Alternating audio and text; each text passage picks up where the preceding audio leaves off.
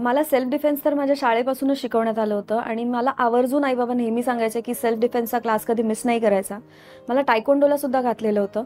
पण मी लहानपणी खूपच जास्त वीक होते. त्यामुळे मी स्ट्रेंथ ठेवू शकत नव्हते. त्यामुळे तायक्वोंडो क्लासेस मला सोडावे लागले. But apart from that self defence मी नेहमीच या गोष्टींच्या मागे असते की प्रत्येक मुलीनी स्वतःचा डिफेन्स स्वतः करायलाच हवा. आणि आता आपण असे नाही होत की म्हणजे मला कोणीतरी सेव्ह करायला येईल किंवा कोणीतरी मला हेल्प करा. नाही.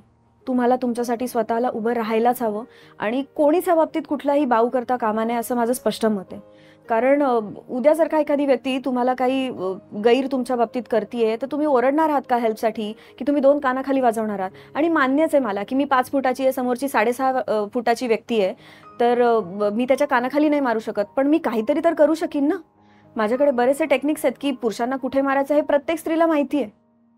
ते तुम्ही करूच शकता. त्याबरोबर तुमच्या हातात पेन, तुमची नखं असतात.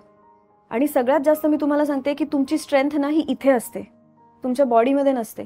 तुम्ही जर का आधीच इथनं गळून गेलात ना तर तुमची बॉडी कामच नाही करणार आहे. जर का तुम्ही अशा प्रसंगांमध्ये स्वतःला अलर्ट ठेवलत किंवा कुठेही ट्रॅव्हल करताना बी अलर्ट. सततच तुम्ही असं तुमच्या वेगळ्या फॅन्टसी लँडमध्ये नका राहू. कारण आत्ता कुठून कधी काय होईल तुम्हाला नाही माहिती.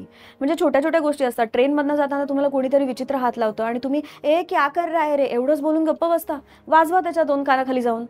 त्याला कळलं पाहिजे की हे असं घडता कामा नये. आणि मी तर मारलेलं आहे. मी मारते.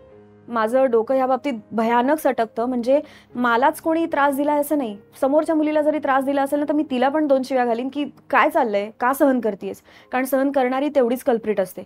आणि त्याचबरोबर पेपर स्प्रे वगैरे तुमच्याकडे नसतील तर तुम्ही साधा परफ्यूम पण समोरच्याच्या डोळ्यात मारला किंवा बुक्का घाला ना डोळ्यात. म्हणजे छोट्या-छोट्या गोष्टी आहेत. मारा मानेमध्ये पेन. छोट्या-छोट्या गोष्टी असतात ह्या.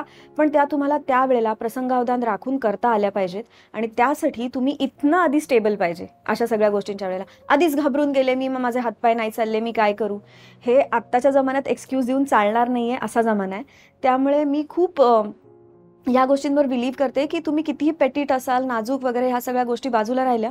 पण सेल्फ डिफेन्स ह्या सगळ्या गोष्टी तुम्ही खूप लक्षपूर्वक शिकल्या पाहिजेत आणि सगळ्या स्कूल्समध्ये, इन्स्टिट्यूशन्समध्ये ह्या शिकवल्या गेल्या पण पाहिजेत.